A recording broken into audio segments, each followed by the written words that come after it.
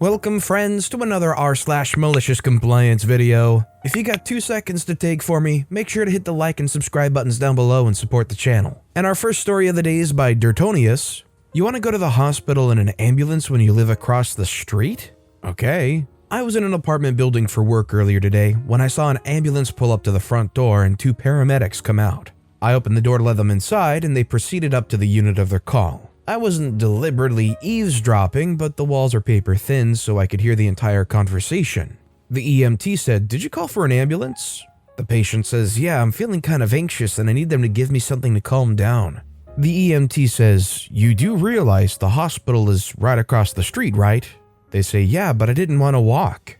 The context is this building is literally across the street from the hospital, separated by a seldom used road. I don't mean down the road or a couple blocks away. You can literally see the front entrance of the hospital from the front door of the apartment building. If I'm being generous, it's about 100 meters door to door. Normally an ambulance costs money, but this individual was forthcoming enough to inform the paramedics that he was on government assistance and that the program covered ambulance costs for transport to the nearest hospital. The paramedics were audibly annoyed at the situation, essentially being used as a free taxi to get across the street in the rain for a non-emergency, but they ended up taking this guy down to the ambulance. When I finally left the building several minutes later, the paramedics were still sitting outside with the patient doing their assessment, hooking him up to a blood pressure and pulse monitor. The patient was annoyed that they wouldn't just drop him off at the hospital, but policies are policies and the paramedics could be liable were a medical emergency to occur en route to the hospital. As I drove away, they were still sitting outside. A part of me hopes they're still out there assessing hours later. Perhaps the patient will learn his lesson about calling an ambulance for a mundane health concern and will elect to walk to the hospital next time. That's probably wishful thinking though. If there was ever a, "Hey, can you pass me the remote? Dude, it's on the table right in front of you, just lean forward and grab it," type of situation, but for medical emergencies, this would be the one. Do you think in situations like this, where the patient is demanding they get taken to the hospital via ambulance, when they clearly don't need it because they're assessed to be able to walk that far to the hospital across the street, should they be allowed to just pack up and leave? Let me know what you think in the comments down below. Our next story is by Nightwalker2099. You want hot peppers? You got it. I'm from New England and my coworker, let's call him Char, was from the South and with a don't push your luck attitude. We were both working at a store, let's call it The Hen. Now this person, he got this oh so sweet revenge on, let's call him Grant, an avid barfly who would come to our store drunk as a skunk. We made sandwiches there and Grant loved the chicken salad we had. As of late, Grant had been getting more drunk and acting like a jerk, making a mess, and we had to move him away from the women that would come in because he'd be a total creeper to them. As this was getting progressively worse, he started to be mouthy to us, telling us to shut the freak up and make his food, etc. Well, Char had had enough one night when Grant mouthfully said, "You better put hot peppers in this freaking sandwich or I'll come back and kick your butt. I'm not paying for this if you can't freaking do it right, you dumb freak." Char said, "You want hot peppers? You got it." Now Char pads down the bottom of the soft sub rolls that we use and just loads it to the edge with hot peppers. Then proceeds to finish making a sandwich, being careful to finish it where it won't fall apart. This guy buys it and goes home. Now, I like the hot relish our store had because it had heat, so a little could go a long way, and a lot could upset your stomach big time. Well, it did with my stomach. But this guy's sandwich had more than a cup's worth in it. So I finished my paperwork and go home, and came back the next day. Char was still there and was out back explaining to the store owner what had happened. Grant was well known by the entire staff and the owner, and it erupted into a lot of laughter. Come to find out, around 6 a.m., Grant woke up and ran to the bathroom, and his screaming from, for a lack of better term, the flaming poops woke up everybody in the place he was staying at. And that his butt had been on fire for the better part of the entire day. I was wondering how he ate this sub without all the peppers falling out. Turns out Char's a kind gesture made it so that he could open it from one end and unwrap it as he ate.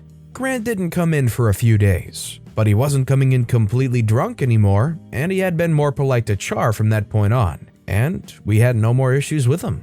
I think the best part of this story is not that they resolved the problem necessarily, but the fact that Grant didn't call him out on it, like as if Grant took it as, well, I did threaten him if they didn't make it hot.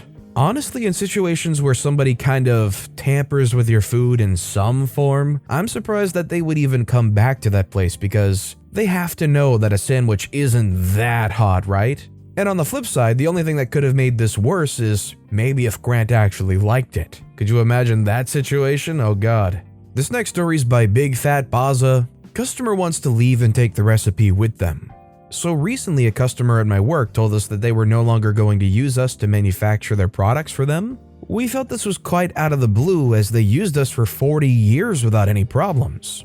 We got over this. However, they then asked us to give them the recipe for their product so they could take it to a competitor to make. Now for context, when they started using us in the 70s and 80s, they provided us with their recipe to make their product the right texture, firmness, and look just how they wanted it.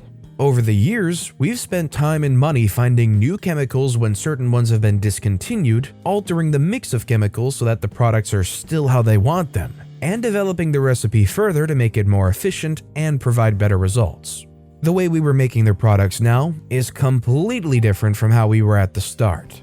Because of this, my boss was unhappy with what they were asking of us, but complying with their request, he gave them the recipe to their products. The original recipe, that is. It's fair to say that they're not happy that they're going to have to spend their time and money to update it as we have over the last 40 years. I couldn't begin to pretend that I know the inner workings of a deal like this that's been going on for 4 decades, but you would feel like there would be some kind of contract or obligation or something.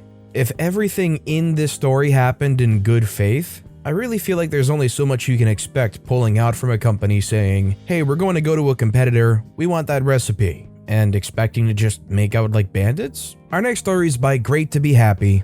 Don't call me mommy? Okay. Apparently this happened when I was about 3 years old, but my mother's held it over my head for the last 20 years. My mom was on the phone with my grandmother and I wanted to get her attention for something. I did what any 3-year-old would do and tugged on her leg and called "Mommy" out to her. She gave me an annoyed look and kept on with her conversation. Whatever it was I needed, it must have been really important, and I kept at it. After a few more tries, she eventually shouted at me, "Stop calling me mommy." From that moment on, my first little malicious compliance switch went off in my head, and I only called her mom or mother from then on. She was always heartbroken for years after this and often brought it up. I was her only kid and it embarrassed her to no end being called mother in front of other people when I was so young. And to rub salt on the wound, I still call my father daddy to this day. The top comment on this post says, "I did that once and my kids started calling me Beatrice. It's not even my name." I feel like that's all you have to look at to know maybe mom or mother isn't the worst thing. Imagine your 4-year-old kid in the store going, "Hey Beatrice, I would like this candy bar." To be fair though, if I did see a young kid and their mom, and the kid was calling them mother, it's such like a weird formal thing that it would kind of probably take me back for a half second. It's like, whoa. Our next story is by a Light TV Logging. New manglement, as always, knows best. Bit of background, I've worked in the pub trade since '87. I've been a kitchen manager, a pub manager, and tested multiple new point of sale and time and attendance systems for different companies.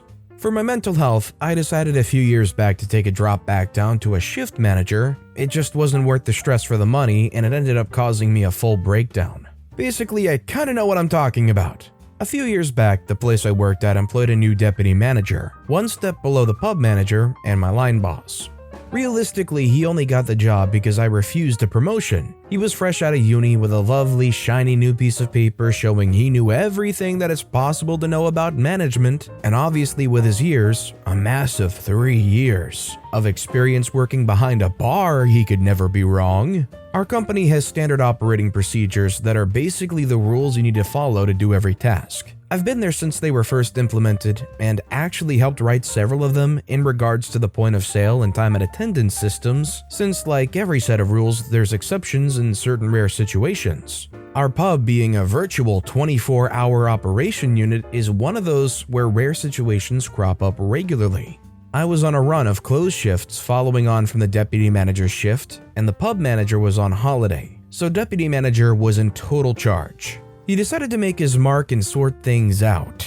I received a call that he needed me in an hour earlier to discuss a few things. When I turned up for the meeting, he has a ream of paperwork in front of him, exception reports detailing closing down and dealing with the point of sales and time and attendance, corrections I had done to his work during the day, plus printouts of standard operating procedures. He started laying into me about how I was breaking the standard operating procedures every night and how disappointed he was in me for not knowing or following the correct procedures like he did. How I should never correct my superior's work. This was a formal meeting with minutes being taken, and he threatened me with a full disciplinary if I didn't follow the SOPs exactly, emphasizing his point by pressing his finger dramatically on the printed out standard operating procedures in front of him.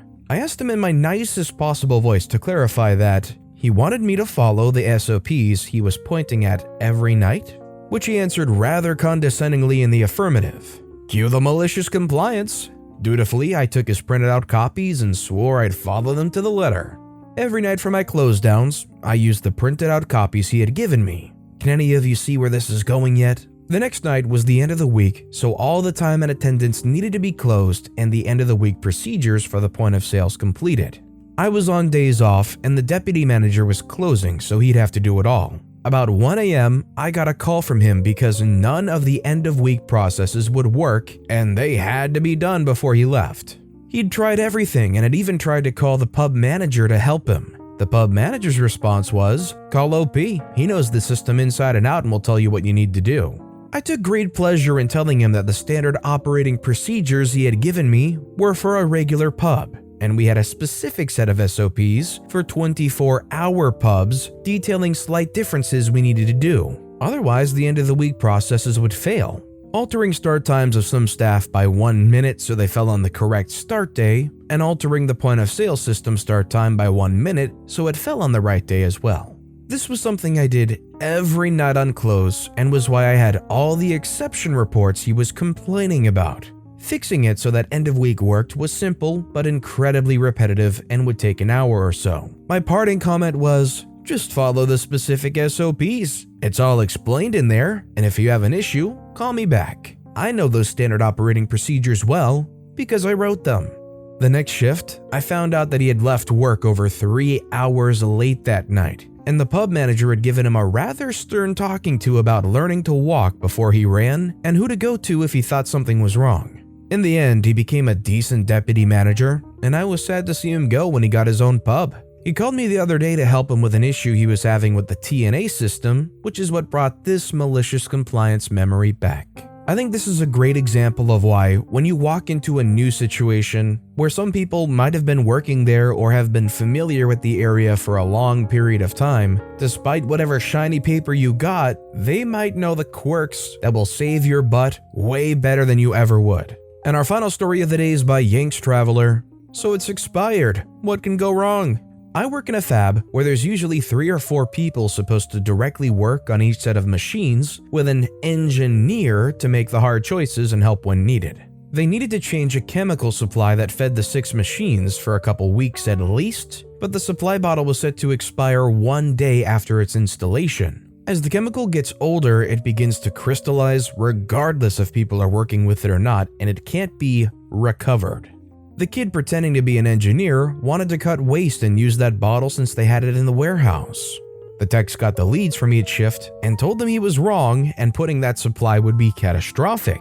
Well, the engineer with 2 years experience knows more than the guy that had decades under his belt, went and installed the chemical and proceeded to run the machine. That was last Saturday. Fast forward to today. All 6 machines are down, hundreds of thousands of damaged parts on the tools, and a few $1 million worth of product are scrapped because the engineer didn't want to waste $4,000 of chemical supply.